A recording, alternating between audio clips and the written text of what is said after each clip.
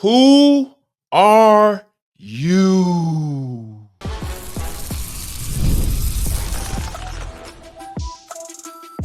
This is the Atlanta Sports Party, part of Locked On Sports Atlanta on the Locked On Podcast Network.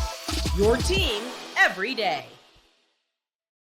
Into the Atlanta Sports Party, your home for the best Atlanta sports talk. It's local insight you can't get anywhere but right here at Locked On. I'm your host, Tenitra Batiste, and alongside me are Jarvis Davis and Maria Martin. The Atlanta Sports Party is part of the Locked On Podcast Network, your team every day. So how do the Falcons put the clamps on the Saints' high-powered offense? We'll talk about that. And big game in Tuscaloosa this weekend, but biggest game for who? We'll download on that too. But first, can the Falcons get it done against their rivals? Now, the Falcons signed O-lineman Elijah Wilkinson and elevated him to the active roster from the practice squad after placing Drew Dalman on the IR. They also, of course, signed Matt Hennessy to the practice squad, both of whom, of course, played for the Falcons previously. So for you, Jarvis, does the loss of Dalman change how the Falcons do things on offense against the Saints or even for going forward?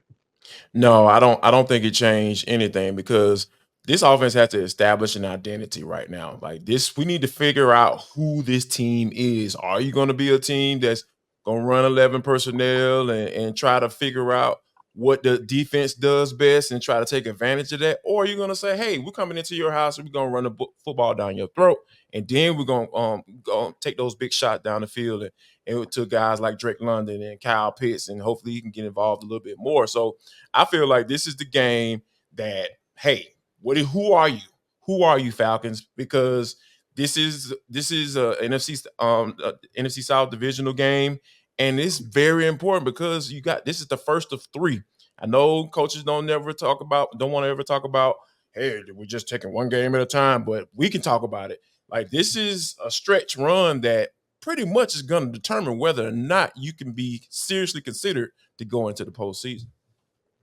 Yeah, and for you, Maria, when you kind of look at it, obviously it was a tough go for the Falcons Sunday in losing Drew Dalman and even Kaleb McGary, especially for the back half of that game. Obviously, we don't quite know what we're going to get from Kaleb McGary yet, but with Drew Dalman, we know for sure he's going to be unavailable. That said, does that loss change a lot for the Falcons on offense as far as how they game plan for the Saints and going forward?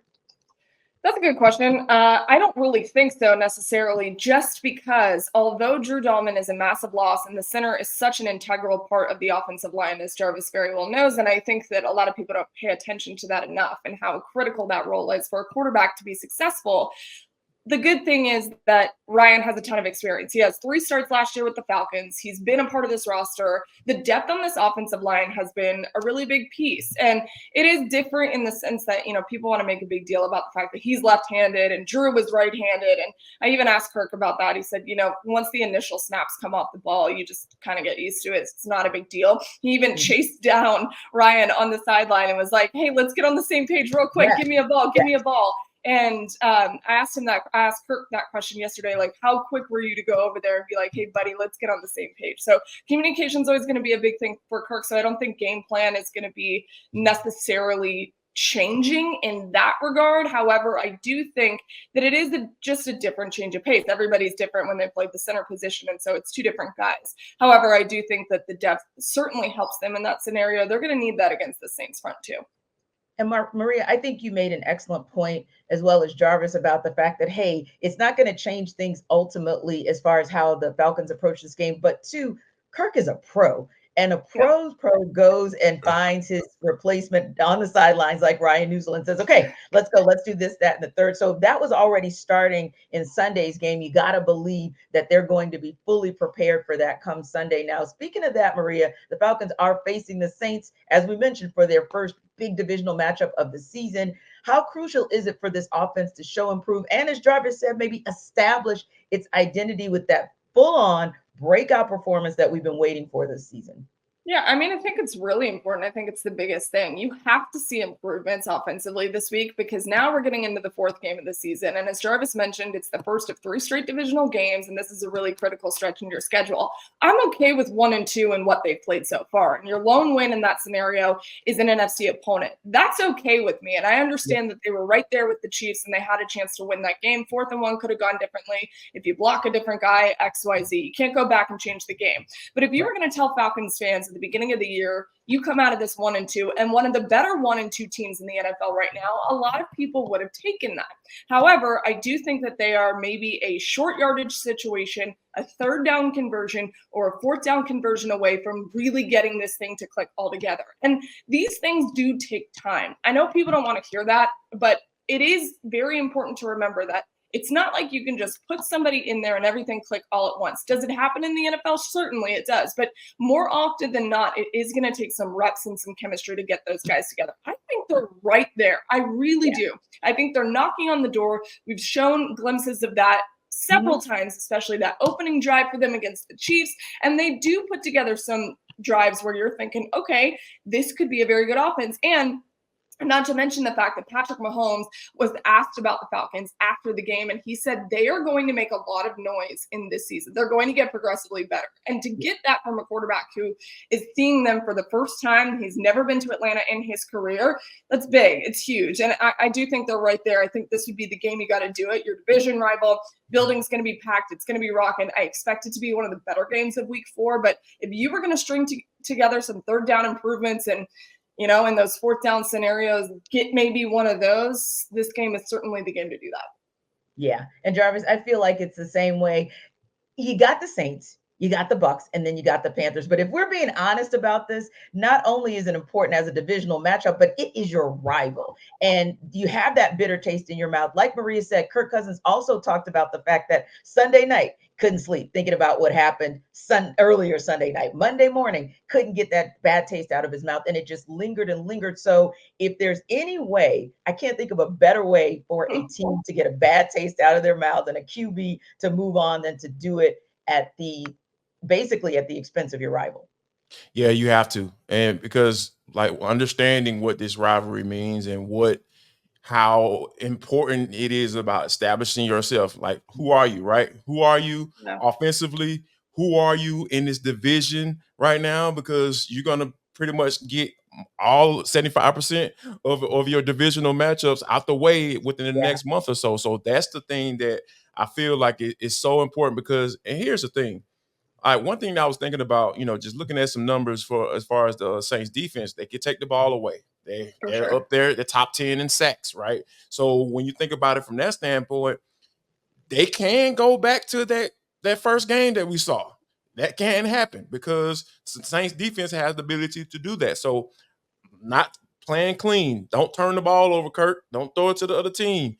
Make sure when you feel pressure, get rid of the football. And more than likely, you're going to feel it because, Cam Jordan, all of those guys, those guys going to be ready to roll as he's always been, because his son not playing. More than likely, maybe Kaleb McGary might not play because, Cam Jordan loves playing against Kaleb McGary. So I think that this is a game where we've seen the improvement on the offense, right? We've seen how Zach Robinson has capabilities as a play caller. I was looking at that play, the touchdown to Drake London on film, and I was just like, the design of it was so great because we knew how Kansas City was locking in on Bijan. And when he came off that ball and put his hands up like he was about to be a screen, 3 defenders ran towards him.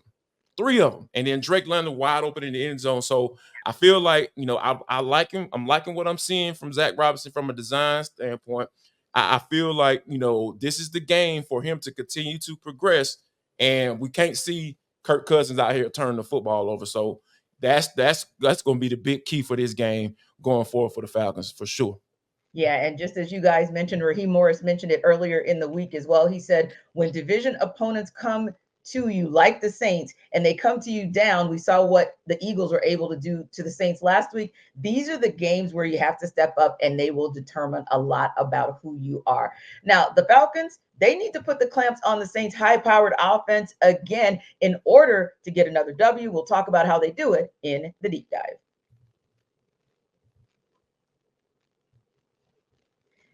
This episode of the Atlanta Sports Party is brought to you by Game Time. So Game Time has a new feature called Game Time Picks that makes getting tickets for your favorite live events even easier. Game Time Picks filters out the fluff to show you only incredible deals on great seats, so you don't have to waste time searching through thousands of tickets.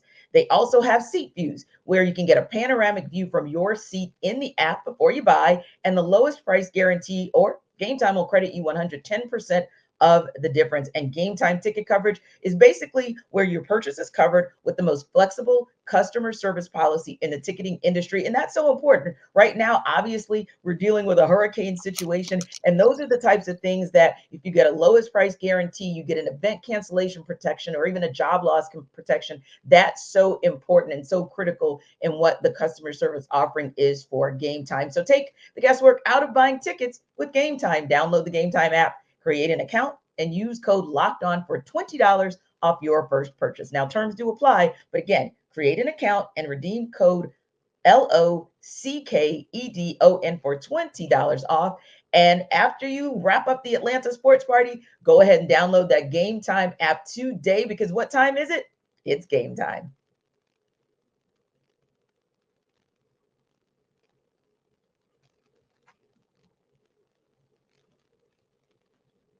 Now, the Saints offense has been talked about throughout the league after they scored a whopping 91 points the first 2 weeks against the Panthers and then again against the Cowboys. Now, besides the obvious, stealing Vic Fangio's game plan from last week, Maria, what does Jimmy Lake have to do to make sure his defense doesn't become yet another victim of Clint Kubiak's offense? That's really funny. I think that first and foremost, one thing that we need to remember is that, we were talking about Drew Dalman being absent from this game. The Saints are without their starting center as well. So I think for them to get some pressure on Derek Carr and make him uncomfy, that's going to be critical, because they got exposed a little bit against the Eagles. They were forcing him in a few more play action scenarios. It was exposing a little bit more of those weaknesses on the offensive line for New Orleans. And one thing is you got to force them to take shots downfield. These are two safeties down there that each have an interception so far, and Jesse Bates and Justin Simmons, and they certainly know how to take the ball away. So make Derek Carr uncomfortable and make sure he doesn't get in a rhythm, because that's when we've seen him be his best so far this year. And that's what Raheem Morris said. He looked a little bit more human this past Sunday against Philadelphia. Mm-hmm. Philadelphia tends to do that to anybody that's playing football, but certainly Derek, right? But certainly Derek Carr. And so I think if you let him get in a rhythm and let him get rolling, then he can do some damage to you. But they really do need to pressure the quarterback a bit more. That's the one thing that's been lacking a lot with the Falcons. And this is a top 5 defense, but that pass rush that we thought was going to be much improved, to which it is improved, I think can only get better. And this is definitely the week to do it. Yeah, and maybe one of the things that this defense can take advantage of, Jimmy Lake, you got a little bit of gifting, if you will, because Derek Carr is banged up, Taysom Hill is banged up, and technically right now they are expected to play Alvin Kamara not so much. So that might be a little bit of a gifting, if you will, for Jimmy Lake. That injury list was long. Did you see it the other day? Players. It is lengthy. 9 players. And it's not just 9 players like any old players. It's all the ones that I just mentioned, including a couple like Mario Davis on the defensive side of the ball. But that said, whoever takes the field come Sunday in the bench, Jarvis, they still have to come to play for this Jimmy Lake defense. So how does Jimmy Lake ensure, how do the Falcons ensure that this game doesn't get out of hand and that the Saints don't return to who they were in games 1 and 2, or shall I say, make them Clark Kent, make sure they don't return to being Superman? Be honest with you, T. Like, I don't care how much they say Alvin Kamara is not going to play or play. They have to key in on 41. 41 cannot beat you. Like, I'm talking about a Kansas City Chiefs type game plan for Bijan Robinson. We're not going to let 7 beat us. They can't let 41 beat them, because you understand when that offense is humming, you putting up combined 91 points in the first 2 games. Yeah. Like, yeah. And Alvin Kamara was a huge part of that. And I, to be honest with you, just from a football nerd standpoint, I love seeing offensive coordinators, Clint Kubiak, shout out to you. Hey, it's okay to run the football. It's okay to center your offense around running the rock. So yeah, and people are acting like this is some amazing concept, and all that stuff. So, but yeah, I actually like what he brings to the table. So I think Jimmy is going to have to make sure those guys, specifically the guys on that second level, when he turned around and hand that ball off, you need to be diagnosing some stuff pretty quickly because 41 is coming. I thought it was interesting when Raheem Morris mentioned, when he was talking about Alvin Kamara, he said he didn't want to mention the cat's name. He said, he was like, yeah, to be honest with you, guys have been drafted to cover him. Yes. So I'm assuming he's talking about 44. So 44, yeah, man, you need to play better this week. And I love when you talk about Vic Fangio borrowing. If we can borrow Jalen Carter for a game, that would be great. So yeah, and I feel like Grady Jarrett and Dio, those guys get going. This is the game to get going because with Eric McCoy being out on Sunday, I feel like this is a prime opportunity. They didn't take advantage of Wanye Morris being the backup tackle last week. Hey, you got another one. You got to take advantage of it. This the league, man. You got to be able to take advantage of it. And I feel like the Falcons has the horses to do it. Yeah. Hey, Maria, just in case you were wondering, and just in case the rest of our audience was wondering, that's Troy Anderson that Jarvis refuses to give a name to, that number 44 that he mentioned. But let me go ahead and call the guy his name. So in case you were wondering who Jarvis is expecting to step up, no matter what the rest of that squad does, he better do his thing against Alvin Kamara. Why are you hating on Troy? The Saints. Huh? But why are you hating on Troy? I'm not hating on Troy. See, here's the thing. How last year, I put out some videos and stuff, just giving my thoughts and everything. That's why I haven't put out a video yet. Because I know as soon as I drop it out there, man, Troy Anderson fast. Man, Troy Anderson can do that. He's a coverage linebacker. Man. I'm just like, look, I'm just telling you what I see. If you think I'm wrong, that's totally fine. I don't care. I don't give a you know what.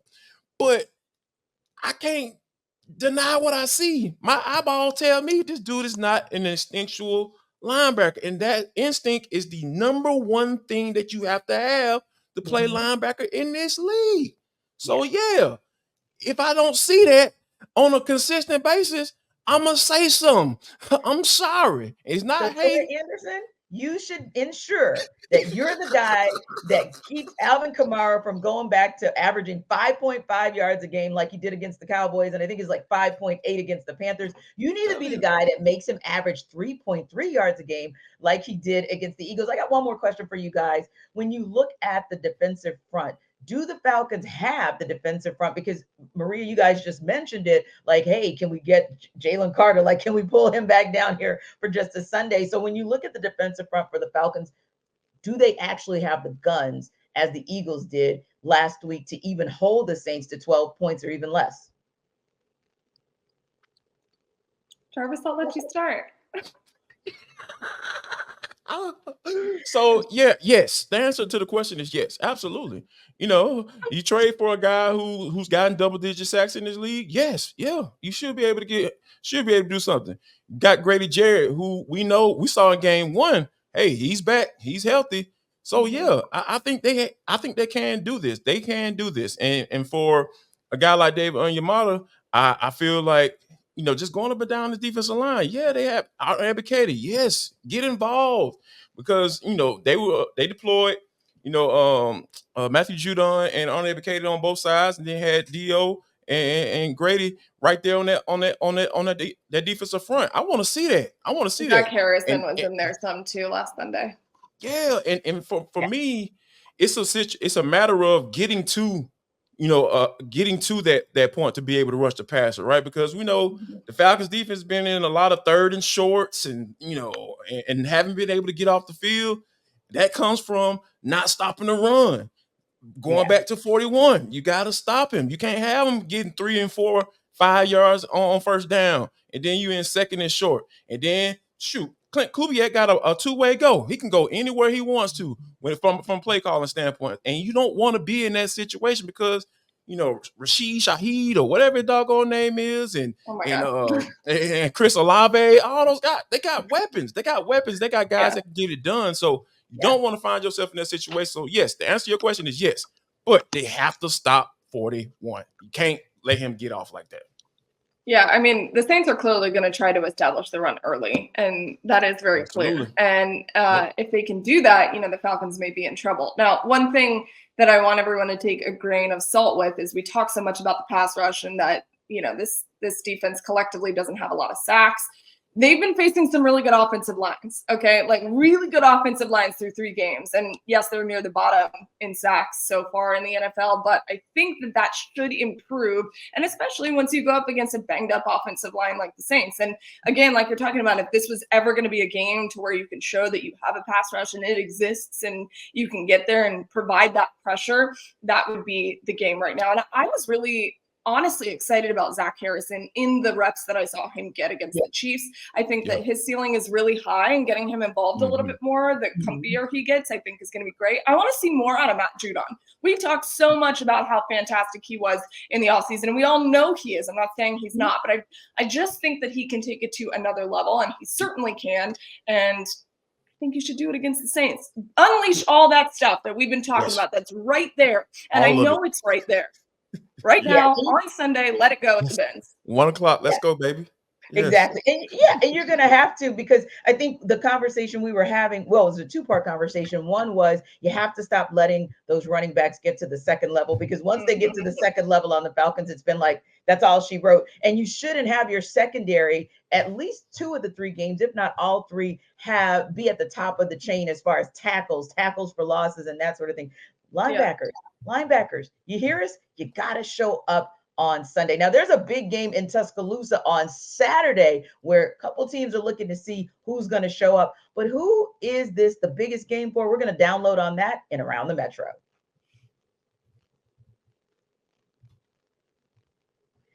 This episode of our Atlanta Sports Party is brought to you by FanDuel.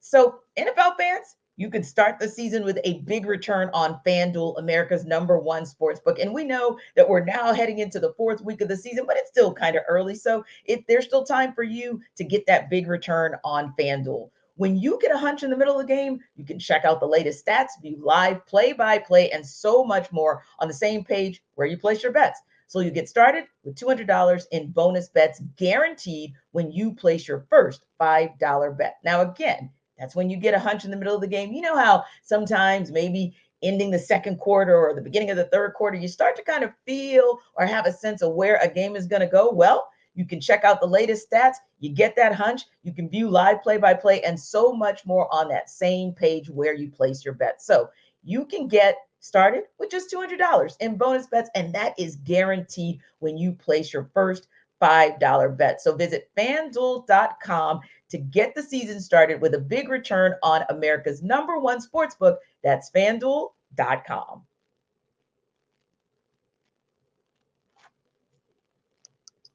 Locked On Sports Today is a free 24/7 sports streaming channel program for you every day to bring you the biggest stories without all the noise. Locked On Sports Today also brings you can't miss analysis, opinions, and news streaming 24/7 on YouTube or the free Amazon Fire TV channels app, part of the Locked On Podcast Network, your team every day. So obviously, guys, which is part of the reason why I am still in Atlanta right now, it's Hurricane Helene who has really kind of turned over everything here in the Southeast. So weather permitting, with that hurricane looming, Georgia has its biggest game of the season when it takes on Alabama in Tuscaloosa this Saturday. So I'm going to ask you guys a couple questions about who has the most pressure on them, starting with the coaches. Jarvis, more pressure on Kirby Smart or Kalen DeBoer?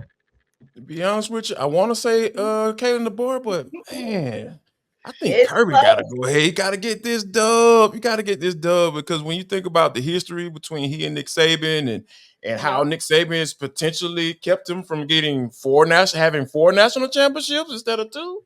So yeah, I think he needs to get this monkey off his back, so to speak, and just go ahead and get this dub, because Kalen DeBoer is obviously the expectations are ridiculous for Alabama, in that fan base. But I think that, Kirby, from a personal standpoint, I think this is the one that he needs to get in order to kind of just say, hey, I know y'all got us at number 2, but we need to be back at number 1, please. And Because Maria, that's probably why he's trending, because literally, if you pull up Kirby Smart, the first thing that comes up, record against Alabama, 1-5 against top 5 teams, 1-4 rather against Alabama as a top 5 opponent. So yeah, it's kind of like 50-50, but for you, where do you lean, Kalen or Kirby?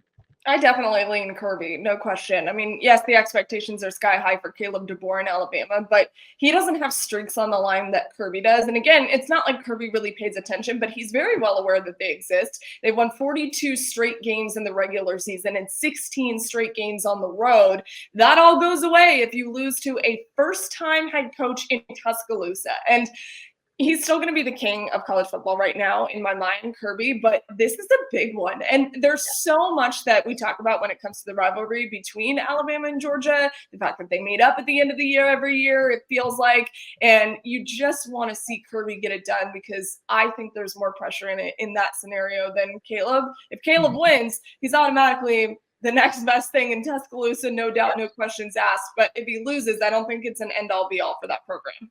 Yeah, especially because it's his first season. And one more on Kirby, 21 straight wins in the week that he comes back after a bye. So yeah, I agree with you guys. I think the pressure is more on Kirby. Pressure more on Carson, Beck, or Jalen Milroe, Jarvis?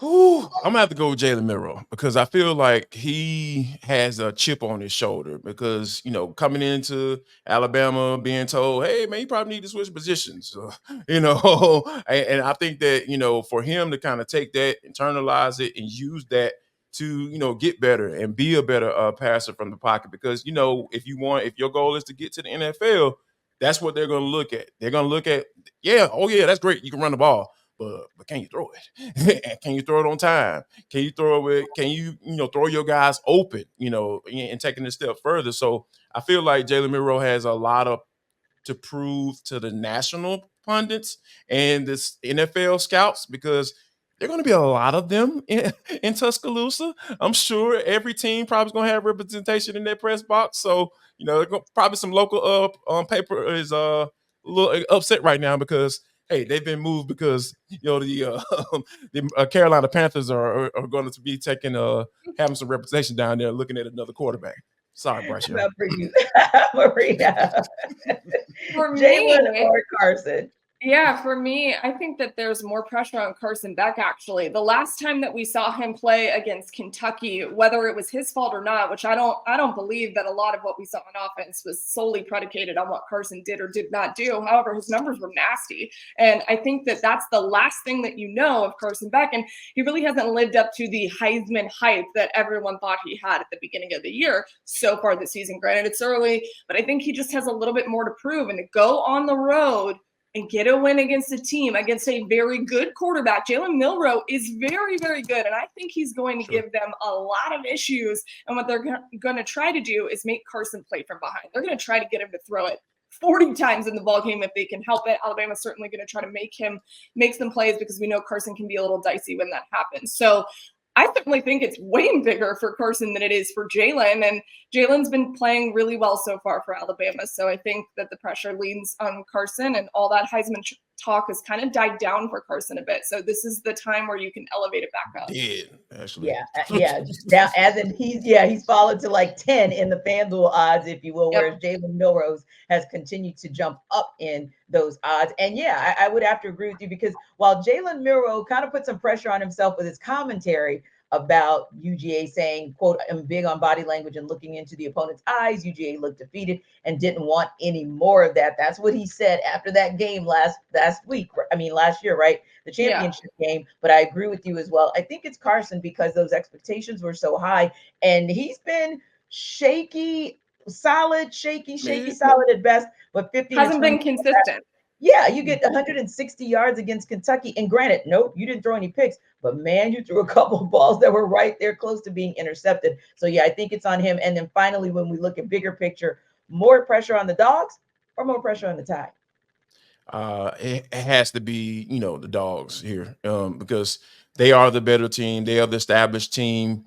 to me, in my eyes, because a lot of people make a argument for Bama still having Nick Saban's players. Oh, okay, but they ain't got Nick Saban Yeah. though. There's a difference. That man is the GOAT, right? I always joke about watching GOATs and not trying to hate them because Michael Jordan, I despised him back in the day. So yeah, I appreciate them for their greatness, and Nick Saban is one of those guys. So I feel like this is a game where Georgia, they have to get this win to establish themselves as the kings of college football, if I could use those words. So that's the one thing that they're gonna have to and do, and it's gonna take Carson Beck having one of those type of games or a Heisman moment if you want to move up in those rankings or in those odds on FanDuel.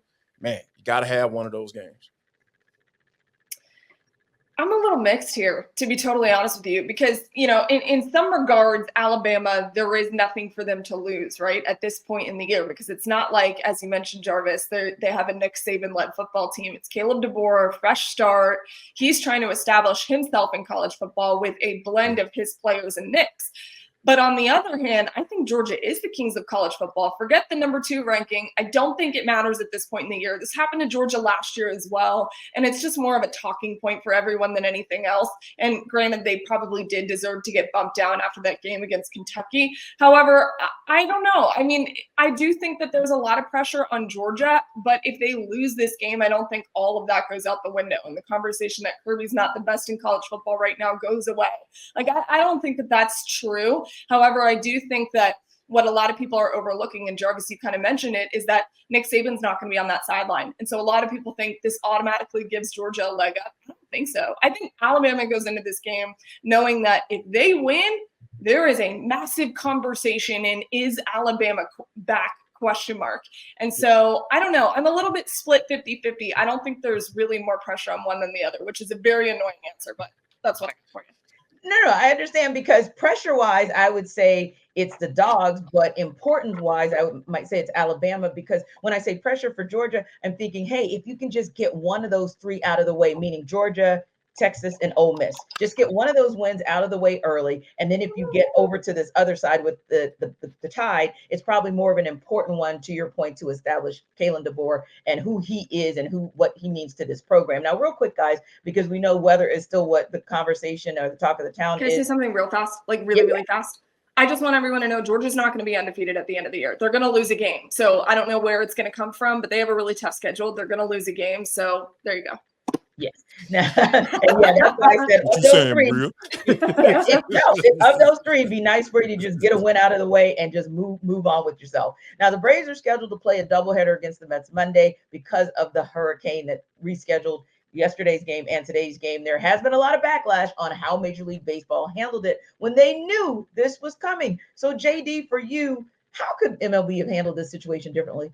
Having a little bit more wheels in their power a little bit, more. I think that because when you had both teams had a scheduled off day on Monday, because this was a makeup game from early on in the season. So it's you have to have flexibility, with that game anyway, because so I feel like Rob Manfred should have kind of taken some initiative to say, hey, man, looking at this weather, we don't know what's going to happen due to, the uncertainty of this weather and the importance of these games. Let's at least try to get one in so you won't have to pay a double header on the Monday where everybody else is off, and then go into potentially one of both teams having to go back, start a wild card series the next day. So, yeah. Rob Manfred definitely should have, taken the initiative to kind of, let's move these things forward. And I don't think he did that. Yeah, I mean, look, it's so tough because there's so many dominoes that have to fall for all this stuff to be moved around for sure. And I think that Jarvis makes a really good point in that you kind of knew the weather was coming. I mean, you did. Hurricanes are going to be here one way or another. Remnants are happening in this area, whether we like it or not. And the importance of this game, it needed to be played. It really did. And this has already been rescheduled because of weather in April. And then not to mention the fact that the TV deals are so massive, they're not moving these wild card games. So now you have a team that perhaps is playing into, I don't know, 10 p.m. on Monday. Let's say if they played the 2 games, because there's a possibility they could play neither, which I don't really think that's going to happen, or they just play one. All of these are scenarios. Don't go through the rabbit hole of what needs to happen because there's 6,000 scenarios at play. It's the craziest thing I've ever seen.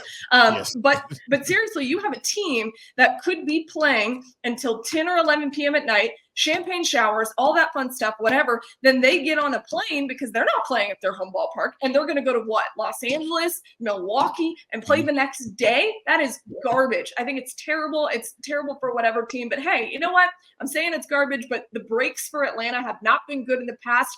Maybe they need to play until 11 p.m. and keep playing until like 12 the next day. I don't know. Yeah. Maybe that'll fix all of our issues. Yeah. We'll see. But I do think that planning could have been a little bit better. Granted, again, a lot of dominoes, a lot of things at play. It's not like we can snap our fingers and move baseball games. However, That's why he makes the big bucks, Maria. Come on, man. and Shoot. you know, honestly, they could have played earlier yesterday.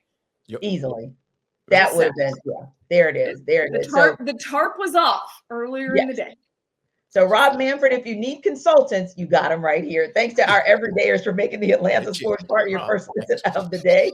Be sure to stop by Locked On Hogs for your second listen, and be sure to like and subscribe to our YouTube channel. We're also free and available wherever you download your podcasts. We'll see you on the Atlanta Football Party Monday.